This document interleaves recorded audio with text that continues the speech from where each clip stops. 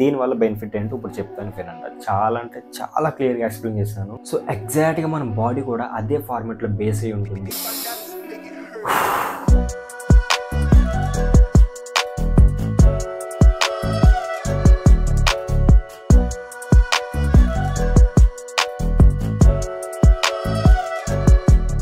Hey guys, welcome back to my YouTube channel.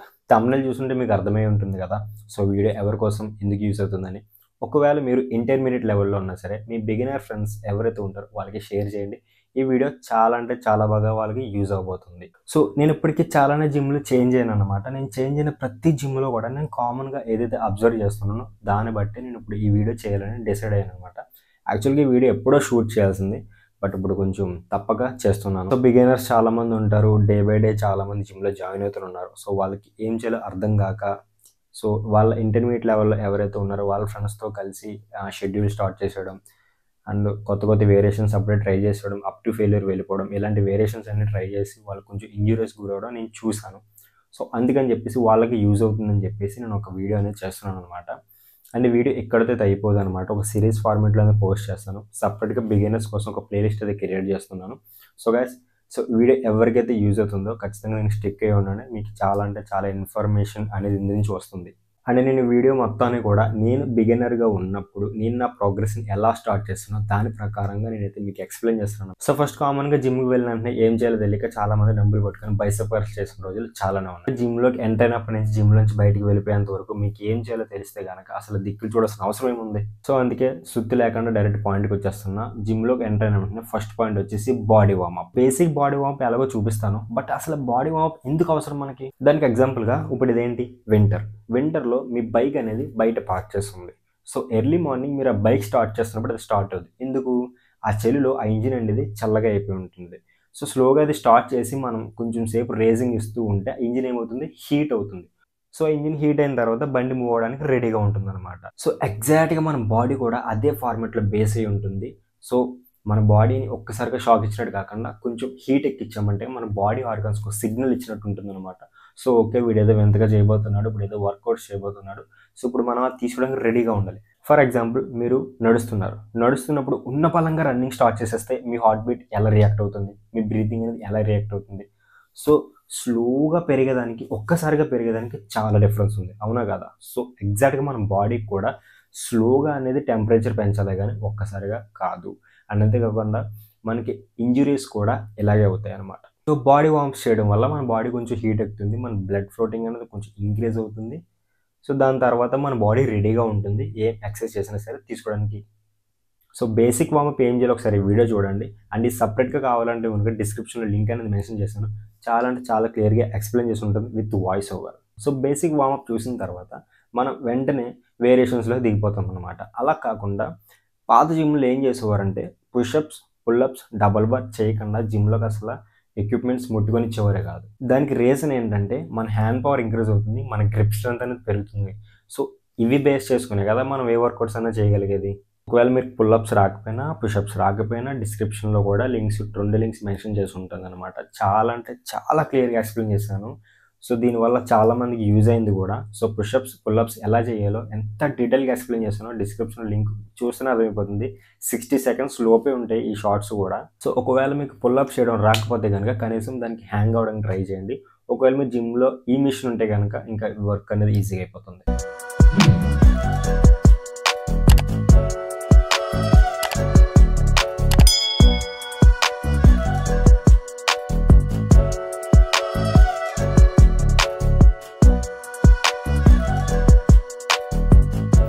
So పుషప్స్ని, పుల్అప్స్ని ఏదో ఒక warm up కింద చేసిన తర్వాత సో ఫస్ట్ వేరియేషన్ వచ్చేసి బెంచ్ ప్రెస్ అనమాట.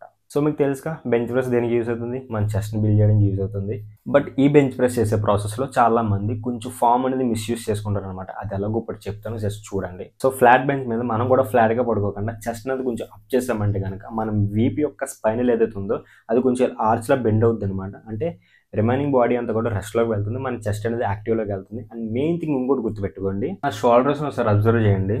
నేను ఫ్రంట్కి రొటేట్ చేస్తున్నా అండ్ అలాగే బ్యాక్కి రొటేట్ చేస్తున్నా. ఎగ్జాక్ట్గా మీరు బెంచ్ మీద పడుకున్నప్పుడు షోల్డర్స్ని ఇలా బ్యాక్కి రొటేట్ చేస్తున్నట్టు ఇలా బ్యాక్కి రొటేట్ చేసి ఇలా నొక్కండి.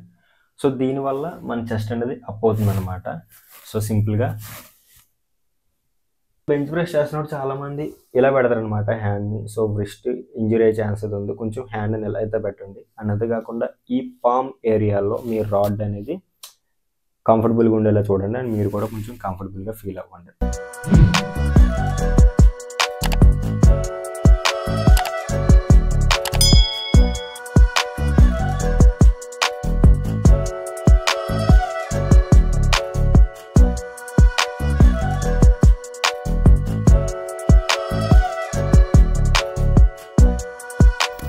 ఇక్కడ బిగినర్స్ బెంచ్ ప్రెస్ చేస్తున్నప్పుడు మెయిన్గా ఫేస్ చేసే ప్రాబ్లం ఏదైనా ఉంది అంటే, మీకు స్ట్రెంత్ ఉంటుంది బట్ స్టెబిలిటీ ఉండదు అనమాట. అంటే రాడ్ ఇట్లా మూవ్ అవుతుంది అనమాట.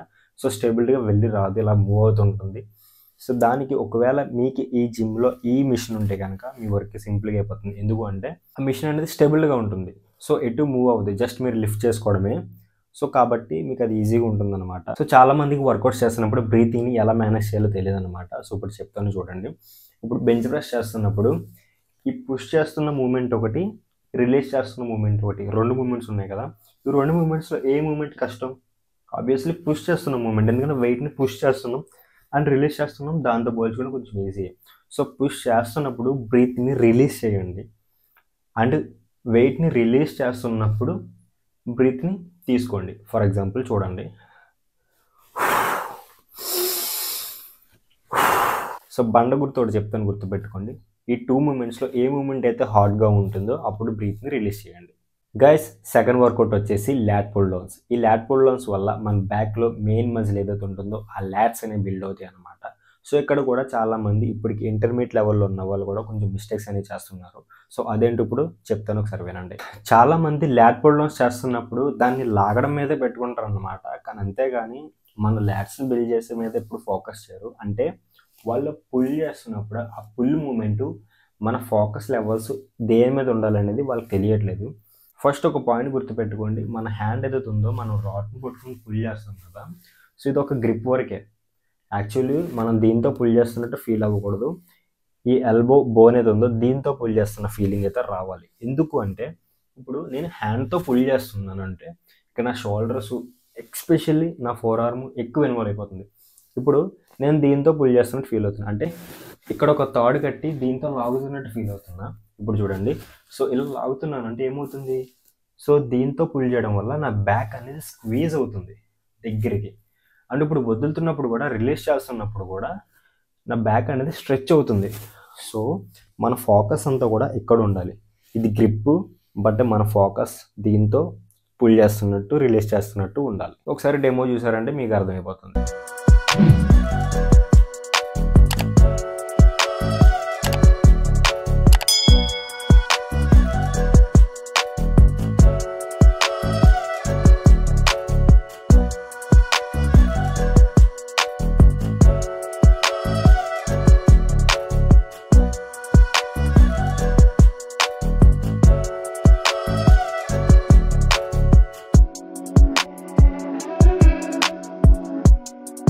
సో గైస్, థర్డ్ వర్కౌట్ వచ్చేసి షోల్డర్ అనమాట.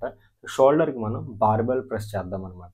బార్బెల్ ప్రెస్లో కూడా చిన్న చిన్న మిస్టేక్స్ ఉంటాయి అనమాట, రిలేటెడ్ టు మన బెంచ్ ప్రెస్కి, ల్యాట్ పుల్ డౌన్స్కి ఎలా చేస్తామో అవి ఇందులో ఇన్వాల్వ్ అయినట్టు ఉంటాయి కొంచెం. సో షోల్డర్ కోసం బార్బెల్ ప్రెస్ చేస్తున్నప్పుడు ఎప్పుడు కూడా మన షోల్డర్ విడ్త్నే తీసుకోవాలి. అండ్ అంతేకాకుండా మన చేతులు ఇలా ఉండకూడదు, కొంచెం ఫ్రంట్గా ఉండాలన్నమాట. సో అప్పుడు మన ఫ్రంట్ డెల్స్ అనేవి యాక్టివ్ అవుతాయి, ఎందుకంటే ఇది మన ఫ్రంట్ డెల్స్ కోసం అనమాట. సో ప్రెస్ చేసి రిలీజ్ చేస్తున్నప్పుడు మన చిన్న వరకు రాడ్ని తీసుకురండి, సరిపోతుంది. అండ్ చాలామంది ఇక్కడ కూడా హ్యాండ్స్ని ఇలా పెడతారు అనమాట. కొంచెం ఇలా పెట్టండి, సో మీకు రిస్ట్ అనేది ఇంజరీ అవ్వకుండా ఉంటుంది. సో ఇది కూడా ఒకసారి డెమో చూసేయండి. నెక్స్ట్ వేరియేషన్లోకి వెళ్ళిపోతాం.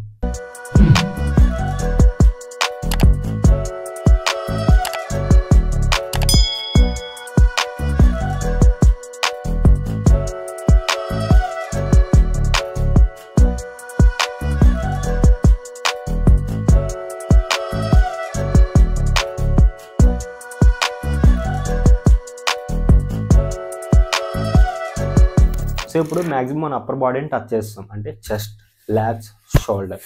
అండ్ ఇప్పుడు మన లోవర్ బాడీలో మనకి ముఖ్యంగా లెగ్స్ అన్నమాట. తొడలు. సో దీనికి చాలా మంది ప్రిఫర్ చేసేది స్క్వాట్స్ అనమాట. సో ఎందుకంటే ప్రతి ఒక్కరు చేయాల్సిన వర్కౌట్, ఎందుకంటే మన లోవర్ బాడీ ఎంత బాగా ట్రైన్ చేస్తామో మన అప్పర్ బాడీ అంత బాగా డెవలప్ అవుతుంది అనమాట.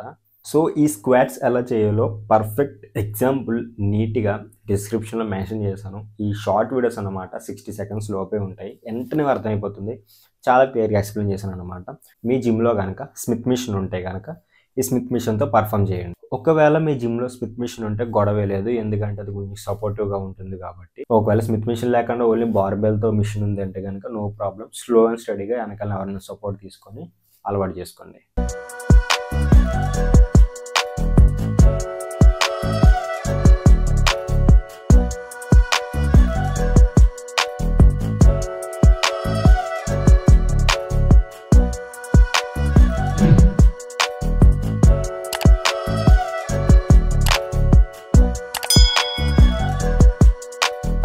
అండ్ లాస్ట్ అండ్ ఫైనల్గా మన బైసెప్ అండ్ ట్రైసెప్ని ట్రైన్ చేస్తే మన వర్కౌట్ అయిపోయినట్టే.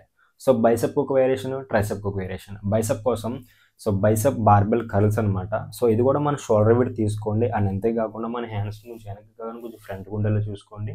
అండ్ మన వ్రిస్ట్ ఎదుగుతుంది ఇలా పెట్టకుండా కొంచెం ఇలా పెట్టండి. సో ఇలా పెట్టి సో మన ఫామ్ అనేది ఈ విధంగా ఉండాలన్నమాట.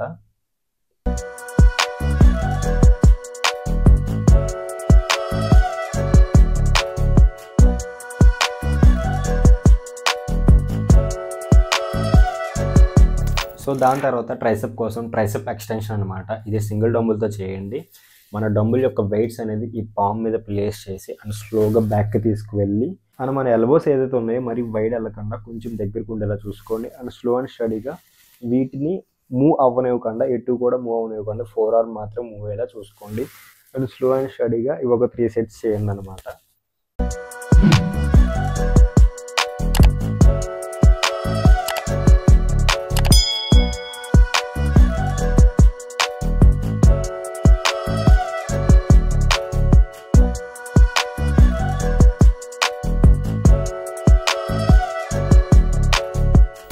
సో ఇక్కడతో మన వర్కౌట్స్ అయిపోయినట్టే గైస్. ఇక్కడ నేను చెప్పిన ప్రతి వర్కౌట్ కూడా ఫస్ట్ ఎంటీ వెయిట్ తోటి వార్మప్ అనేది చేయండి. ఫర్ ఎగ్జాంపుల్ బెంచ్ ప్రెస్ చేస్తున్నారు అనుకోండి, ఎంటీ రాడ్తో వార్మప్ అనేది చేయండి అనమాట.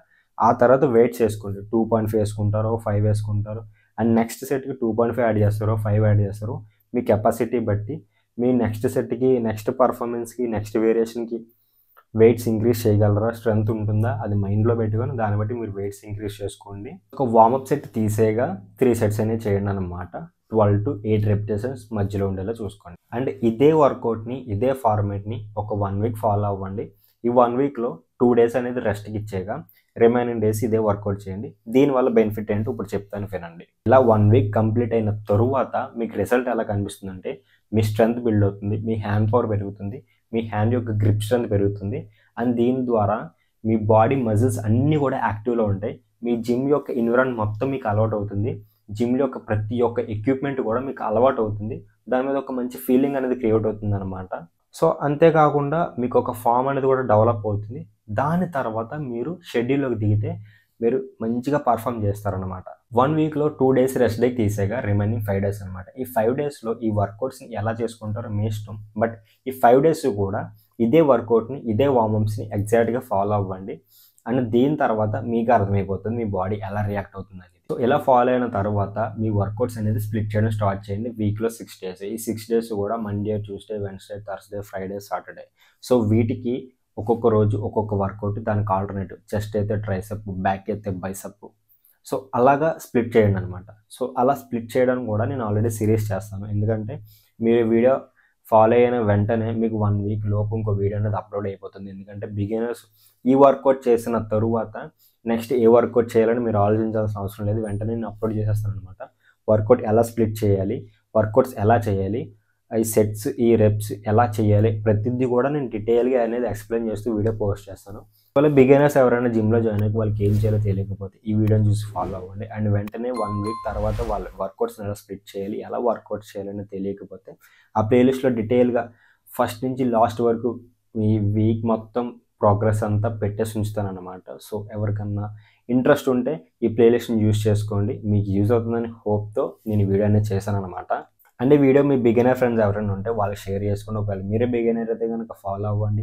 ఈ వీడియో మీకు ఖచ్చితంగా ఇన్ఫర్మేటివ్ అనిపిస్తేనే లైక్ చేయండి. అండ్ ఏదైనా డౌట్స్ ఉంటే కామెంట్ చేయండి, పక్కా రిప్లై ఇస్తాను. అండ్ అంతేకాకుండా ఒకవేళ ఈ రాబోయే అప్కమింగ్ వీడియోస్ కూడా మీకు యూస్ఫుల్ అనిపిస్తాయి, ఎక్స్ప్లెనేషన్ మీకు నచ్చినట్లయితే ఖచ్చితంగా సబ్స్క్రైబ్ చేసుకోండి.